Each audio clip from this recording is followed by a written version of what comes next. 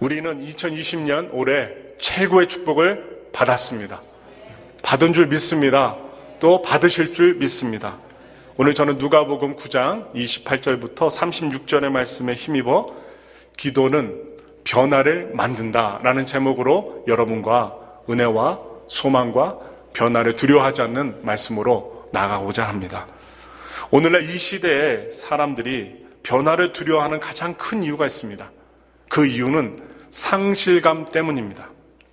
시간의 흐름에 따라 변화가 진행되는 것. 우리 인간은요, 노화가 옵니다. 어린아이가 태어나면 시간이 흐름에 따라 성장을 하고 끝내는 죽음에 이르게 됩니다. 이 변화가 진행되는 것이 자연스러운 현상이지만 그 과정에서 우리는 중요한 무엇인가를 발견하게 됩니다.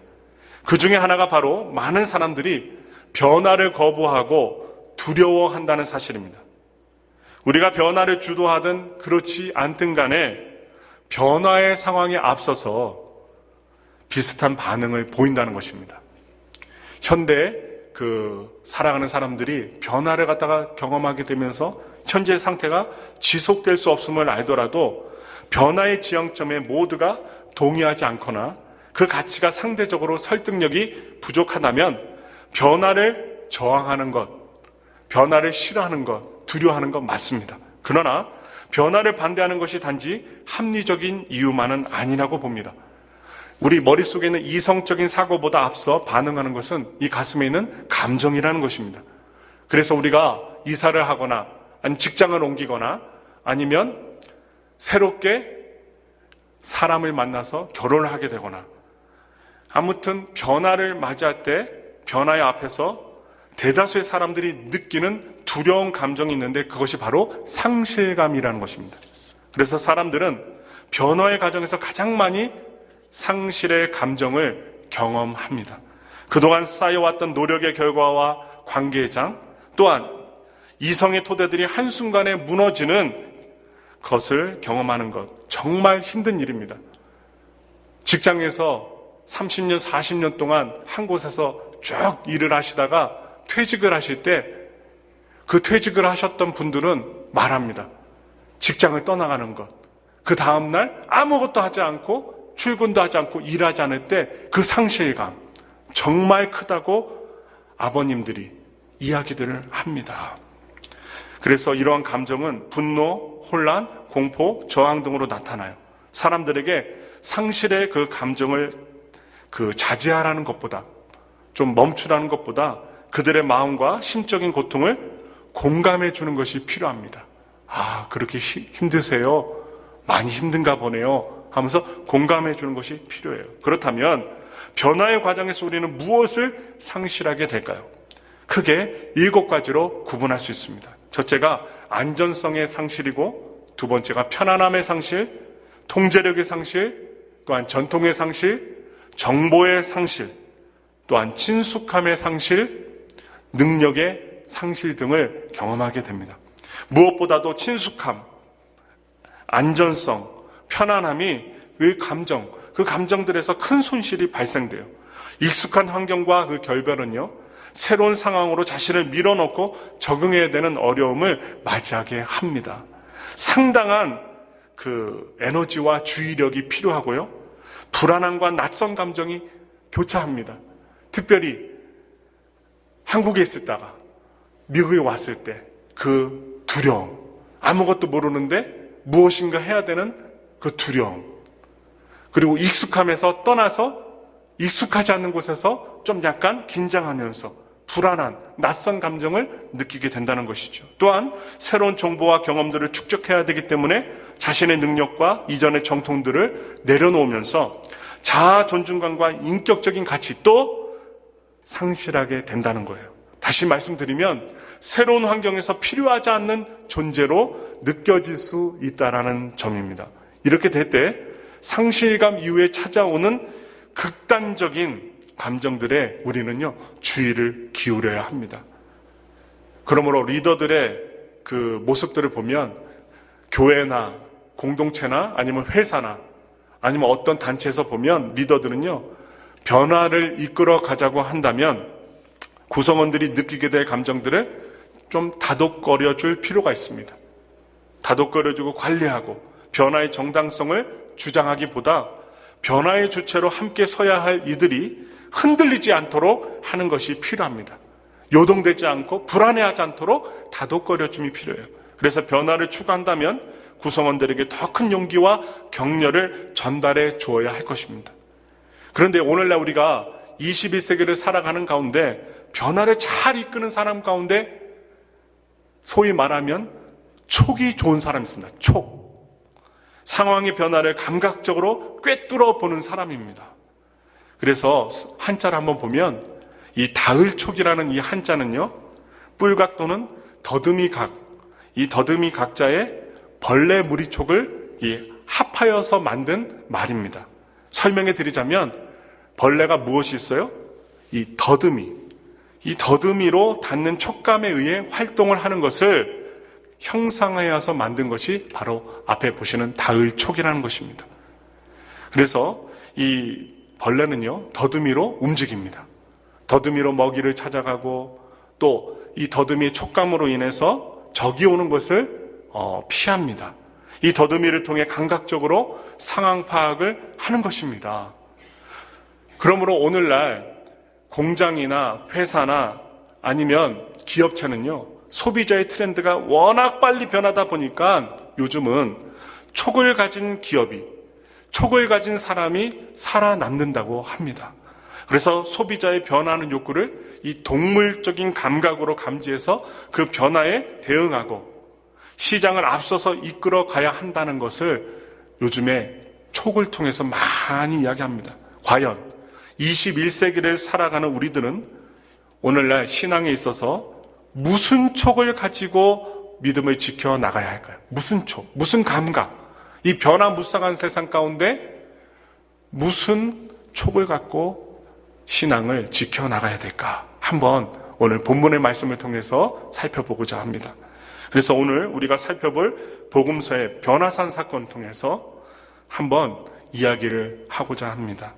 예수님의 용모가 변화된 이 사건은 당시 그 제자들과 오늘날 예수님을 따르는 우리들에게 어떤 의미가 있는지 살펴보면서 은혜를 나누고자 합니다. 변화산은 과연 이스라엘의 어느 산을 이야기하는 것일까요? 성경을 보시면 좀 추론해 볼 수가 있는데요. 베드로, 야고보, 요한 외에 다른 제자들이 어디에 있었느냐? 바로 가이사랴 빌립보에 남아 있었기 때문에 변화산은 이 가이사랴 빌립보에서 가까운 산을 추정해 볼 수 있습니다. 그 가까운 산이 무슨 산이야?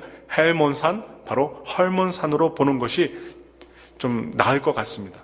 이 헬몬산에서 베드로는 이 산에 예수님과 함께 오르며 별로 마음이 좋지 않았을 것 같아요. 왜냐하면 불과 며칠 전에 자신이 한 말 때문에 예수님께 이상한 소리를 들어야만 했기 때문에 예수님과 함께 산에 올라가면서도 마음이 썩 좋지 않았을 것입니다. 어떤 이야기를 들었느냐? 베드로 자신이 이야기를 딱 했는데 예수님이 뭐라고 하시냐? 사탄아, 내 뒤로 물러가라 하시니. 아니, 수석제자였던 베드로에게 사탄아, 물러가라. 뒤로 물러가라 하면서 얘기하신 거예요. 너는 나를 넘어지게 하는 자로다 하면서 예수님께 쓴소리를 들었어요. 베드로는 사랑하는 예수님으로부터 사탄이라는 소리를 들어야만 했습니다. 그가 하나님의 일을 생각하지 못하고 사람의 일을 생각하고 허투루 말했기 때문이라고 봅니다. 예수님께서는 제자들에게 이어서 말씀하셨어요. 함께 볼까요? 마태복음 16장 24절의 말씀이에요. 우리 다 같이 읽겠습니다. 이에 예수께서 제자들에게 이르시되 누구든지 나를 따라오려거든 자기를 부인하고 자기 십자가를 지고 나를 따를 것이니라. 아멘. 이 베드로는 예수님의 말을 듣고 고민을 했을 것 같습니다. 이 말은 또 무슨 말일까? 예수님이 십자가를 진다는 것도 있을 수 없고 믿을 수 없는 일인데 예수님을 따르는 자기 자신과 제자들도 십자가를 져야 한다니, 이거 무슨 말인가? 베드로는 마음이 더 복잡해졌을 것이에요. 이 모든 12제자들이 예수님을 통해, 예수님의 기적을 통해, 예수님이 하신 일들을 통해 한 자리 차지해보고자 다 마음 먹었는데, 십자가에서 죽는다는 말, 예수님 믿고 따르는 그분도 십자가에 달려 죽고, 그리고 따르는 제자들도 십자가 진다고 하니까 말귀를 못 알아듣습니다. 이해가 되지 않아요. 마음이 더 복잡해지는 것입니다. 불안이 오는 거예요. 그로부터 8일쯤 뒤에 예수님은 베드로와 요한과 야고보만을 데리고, 이 세 명의 수제자들을 데리고 높은 산 헬몬산으로 오르신 것입니다. 성경에 보시면요, 신약 성경에 마태, 마가, 누가, 요한복음이 있어요. 공간복음이라고 하죠. 그런데 마태와 마가복음에는 기록이 되어 있지 않은데 누가복음에는 기록이 된 내용이 있어요. 그 내용이 무엇이냐? 예수님께서 그들을 데리고 기도하러 산에 올라가셨다는 내용이 기록되어 있습니다. 베드로, 야고보, 이 요한은 예수님의 사역을 가장 가까이에서 보필하고 이해할 조직에서 가장 권력을 크게 쥐고 있는 내부 핵심 인물들입니다. 이 세 명, 예수님이 데리고 가는 이 세 명은 아주 핵심 인물들이에요. 그런데 기도 중에 놀라운 일이 벌어집니다. 그것도 예수님이 기도하는 가운데 변화되는 일, 놀라운 일이 벌어져요. 예수님이 그들 앞에서 용모가 변화된 거예요. 자세하게는 나오지 않았지만 깜짝 놀랄 정도로 용모가 변화된 것입니다. 우리는 예수님의 변화 사건이 기도 후에 이루어진 것이라는 사실에 오늘 주목하셔야 돼요. 예수님이 언제 변화됐는가? 기도 후에 변화됐다는 것입니다. 예수님의 변화는 스스로 변화된 것이 아닙니다. 기도하실 때 변화된 것입니다. 자기 자신이 스스로 셀프적으로 어떻게 해요? 변화된 것이 아니라 하나님 앞에 엎드려 하나님의 뜻을 구할 때 하나님께서 가장 영광스러운 모습으로 변화시켜 주셨다는 것입니다. 누가 변화시켜 주셨어요? 하나님, 예수님의 아버지께서 예수님이 하나님의 뜻을 구하며 기도할 때 그 아버지 하나님께서 변화시켜 주셨다는 것입니다. 그래서 예수님은 위기의 순간마다 기도하셨습니다. 십자가를 바로 앞에 둔 그 시점에서도 기도하셨어요. 바로 베드로, 야고보, 요한을 데리고 어느 장소로 갔어요? 겟세마네 동산에 가셔서 기도하셨습니다. 여기서도 마음의 변화를 경험합니다. 오늘 여러분들이 기도하실 때 이런 예수님의 마음의 변화 느끼시기를 저는 기도합니다. 죽음의 잔을 받고 싶지 않은 마음에서 십자가를 져야 된다는 그 사실을 진리로 알고 있는 그 상태에서 아버지 원대로 되기를 원한다는 결단을 하십니다. 언제 하시냐? 겟세마네 동산에서 땀방울이 핏방울이 되도록 기도하실 때 마음의 변화가 일어나고 내 뜻이 아니라 하나님의 뜻으로 바뀌고 결단하기까지 이릅니다. 기도를 통해 가능한 변화라고 볼 수 있습니다. 반면 여러분 성경을 보시면 재미난데요. 제자들은 믿고 따르는 12명의 제자, 그것도 하루 이틀이 아니에요. 한 달이 아니에요. 일주일이 아닙니다.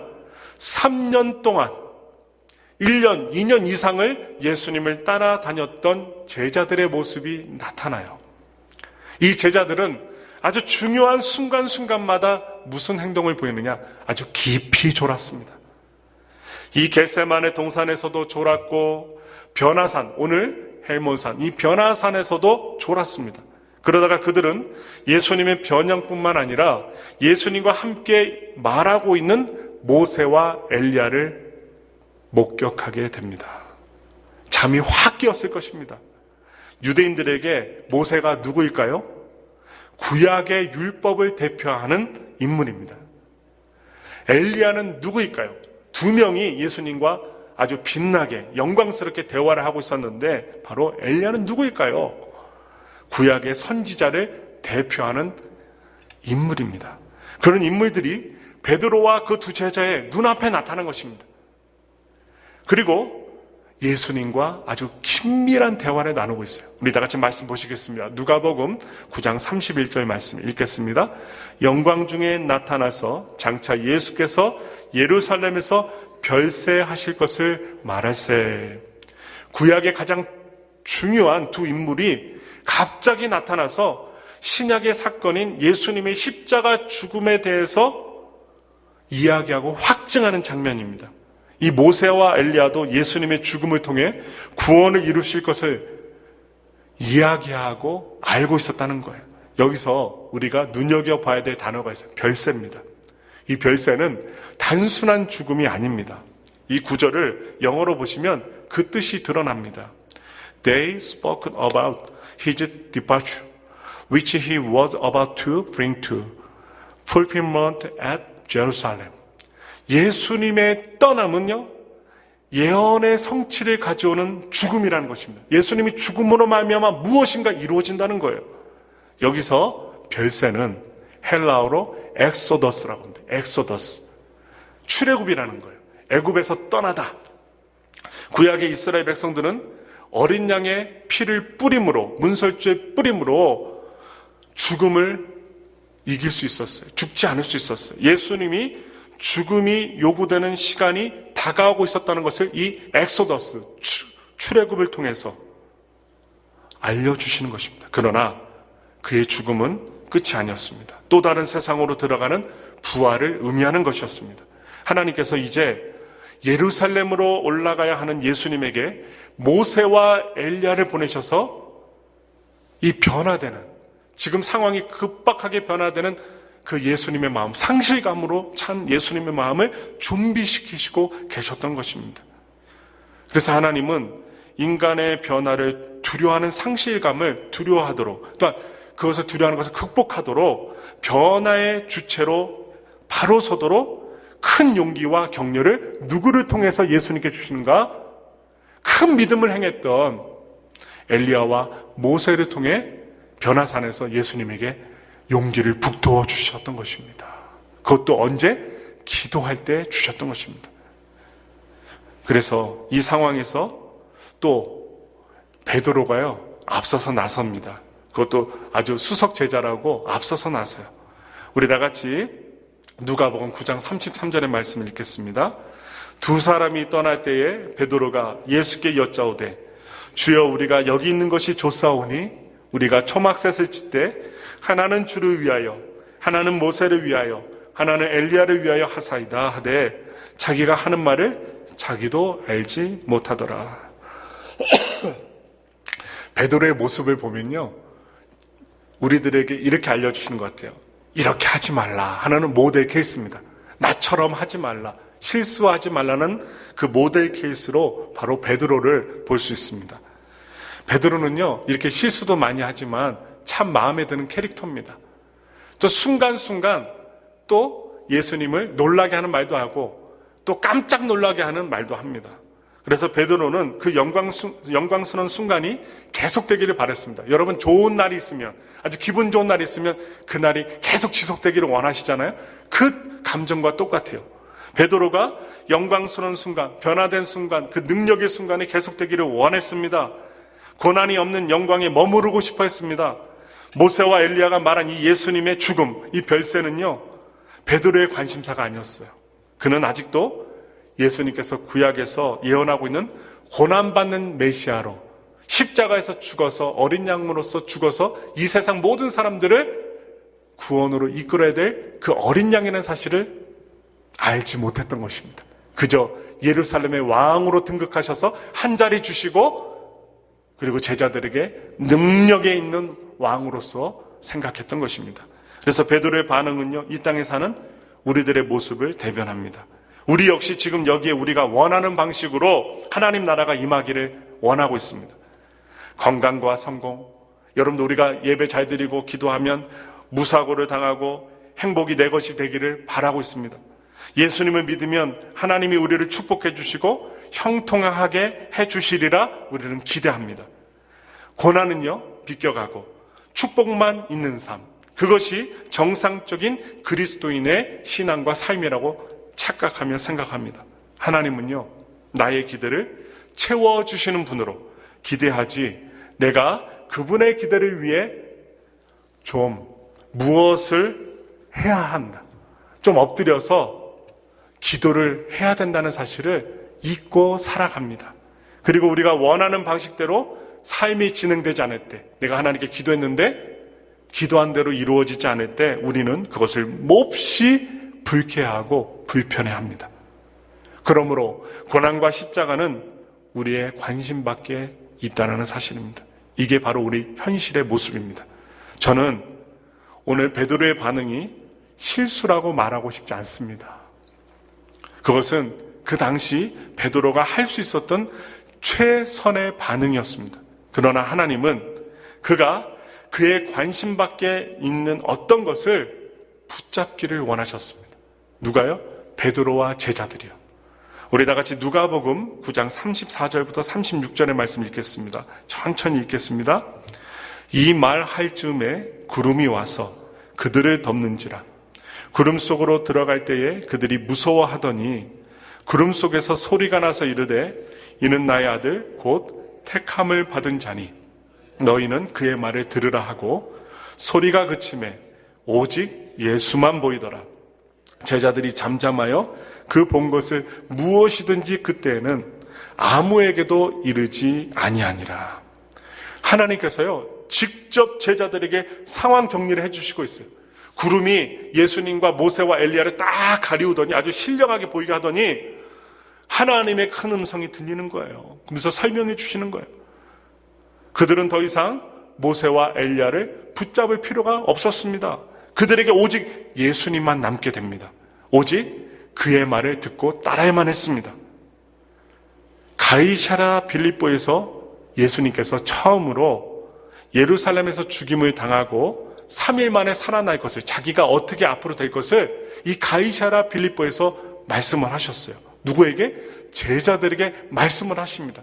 그런데 성경에 보시면 제자들은요 예수님이 죽으실 것을 분명하게 얘기하시는데 듣고 깨닫지 못합니다. 그러나 오늘 제가 말씀드리는 이 변화산 사건 이후에 그들은요 최소한 예수님이 죽으시고 부활하시는 것이 하나님의 뜻이며 그들 앞에 다가올 현실임을 이해시켜 주시고 이 제자들은 이해하게 됩니다. 산에서 내려올 때 예수님은 이렇게 얘기하셔요. 인자가 죽은 자 가운데서 살아나기 전에는 본 것을 아무에게도 이르지 말라. 내가 부활하기까지 오늘 본 것을 아무에게도 얘기하지 말라. 이 3명의 제자들에게 당부하셔요. 베드로는 결국 예수님의 죽음과 부활 사건 이후에서야 예수님이 그토록 붙잡기 원하셨던 십자가의 도를 깨닫게 됩니다. 예수님께서 어린 양으로서 희생되셔서 온 인류를 구원하셨다는 그 십자가의 도를, 자신을 구원하셨다는 십자가의 도를 깨닫게 돼요. 그는 더 이상 자신의 기대에 맞춰 예수님을 조종하는, 자기가 기도하면 무엇이든지 이루어주시는 요술램프와 같은 그런 조종하는 자가 아니라 하나님의 관심에 자신을 복종시키게 됩니다. 이 변화산에서의 경험은 베드로에게 어떠한 의미가 있었기 때문에 하나님의 뜻으로 자신의 뜻을 맞췄을까요? 그는 베드로후서 1장 16절부터 18절에서 다음과 같이 전합니다. 우리 천천히 한번 읽어보겠습니다. 16절부터 우리 주 예수 그리스도의 능력과 강림하심을 너에게 알게 한 것이 교묘에 만든 이야기를 따른 것이 아니요 우리는 그의 크신 위엄을 친히 본 자라. 지극히 큰 영광 중에서 이러한 소리가 그에게 나기를 이는 내 사랑하는 아들이요 내 기뻐하는 자라 하실 때에 그가 하나님 아버지께 존귀와 영광을 받으셨느니라. 이 소리는 우리가 그와 함께 거룩한 산에 있을 때에 하늘로부터 난 것을 들은 것이라. 지금 베드로서 이 1장의 말씀은요, 이 베드로가 한참 후에 예수님 부활 승천하신 한참 후에 자신의 죽음이 임박한 순간에 변화산에서의 경험을 초대교회 성도들에게 나누어주는 이야기입니다. 그것은 교묘히 만든 이야기가 아니라 자신이 친히 보고 들은 것임을 강조했습니다. 내가 듣고 본 것이니라. 자신의 경험을 통해 예수 그리스도의 영광스러운 부활뿐만 아니라 재림에 대해서도 담대하게 선포할 수 있었던 것입니다. 그는 이 영광의 주님을 경험했기 때문에 그의 목에 칼이 와도 십자가가 드리워졌을 때 그것을 두려워하지 않고 순교할 수 있었습니다. 그리고 더 이상 자신의 기대와 열정으로 이 땅에서 산 것이 아니라 영광의 주님을 바라보며 하나님의 시간, 하나님의 보호하심의 시간, 하나님의 사명을 이루는 시간을 살았던 것입니다. 오늘 우리가 겪는 어려움 때문에, 고난 때문에 우리는 내일을 소망스러운 눈으로 바라보지 못할 때가 있습니다. 고난과 고통의 무게가 너무나도 커서 그 너머에 있는 것을 바라보지 못한다면 우리는 절망과 비통에 빠질 것입니다. 하나님께서 고난을 고난으로 끝나지 않고 반드시 하나님의 영광으로 이어진다는 것을 보여주시기 위해서 바로 베드로에게, 2명이 더 제자에게 이 변화산 사건을 보여주셨던 것입니다. 또한 오늘 우리가 들었던 이 변화산 사건은 우리 역시 고난을 앞두고 기도해야 함을 보여줍니다. 여러분, 힘든 일 있으세요? 뭐 해야 돼요? 전능하신 하나님께 기도해야 한다고요. 기도할 때 우리 마음의 변화가 일어납니다. 우리의 의지의 변화가 일어납니다. 또한 의지의 변화가 일어나면 무슨 변화가 일어날까요? 행동의 변화가 일어난다는 것입니다. 기도할 때, 제가 아까 촉에 대해서 말씀드렸죠? 기도할 때 우리는 촉이 좋은 영의 사람으로 변화됩니다. 불확실한 세상, 오늘날 얼마나 불확실한 세상이에요. 우크라이나 그 여객기가 이란의 항공을 딱 지나갈 때 누가 로켓을 쏴서 그 미사일을 쏴서 100몇십 명이 누가 다 죽을 줄 알았겠어요. 변화무쌍한 세상이에요. 호주에 그렇게 불이 나서 국토의 3분의 1이 그렇게 불탈 줄 누가 알았겠냐고요. 우리 엘파소에도 몇 개월 전에 총기 사고가 일어났지만 한 번도 총기 사고가 일어나지 않았던 이 엘파소에 10몇 명이 죽을 줄 누가 알았겠냐고요. 이 세상은 변화무쌍합니다. 이 변화무쌍한 세상에서 하나님의 뜻을 아는 것처럼 확실한 것은 없습니다. 상황이 안정적이라 해도 안전한 것이 아닙니다. 오늘날 기업이나 교회도요, 하루아침에 문을 닫는 기업이 있고 교회도 있습니다. 자기의 교회의 공동체에 아니면 기업에 아니면 회사에 조금 좋게 나간다고, 능률이 높다고, 수입이 높다고, 우리는 영원할 거라고 보장 못합니다. 사람도 물질도 환경도 우리의 안전을 보장해 주지 않습니다. 가장 중요한 것은 기도를 통해 하나님의 뜻에 대한 촉을 세우는 일입니다. 그것이 세워질 때 우리는 시대적 상황과 트렌드를 뛰어넘는 변화를 이겨낼 수 있고 또 만들어낼 수 있고 주도할 수 있습니다.